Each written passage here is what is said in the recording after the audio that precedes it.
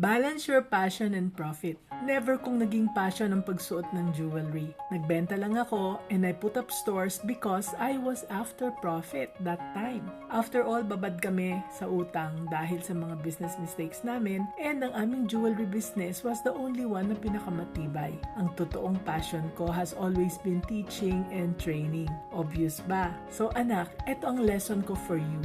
Dapat balanse ang passion at profit. Mahihirapan kang i-grow ang business mo kung money lang ang habol mo. Kaya sabi ko sa sarili ko, ano ako maging passionate kaya sa jewelry business namin kahit na hindi ako mahilig sa jewelry? And I found it. Nagkwento kasi ang mga customers na namin mismo kung paano sila natutulungan ng jewelry na binili nila sa amin. Sabi nila, ang jewelry ay hindi lang investment that you can wear. It is also something that will save you during emergencies like calamities at saka typhoons. Also sa gera, tulad ng mga siege na nangyari sa Mindanao. Nang mawala na ang lahat, it was only jewelry that allowed them to start their new lives from scratch. So, I hired people who were passionate about jewelry and I trained them to sell and to serve our customers very well. Kaya, hanapin ang inyong passion and balance it with profit. And that's being business-minded,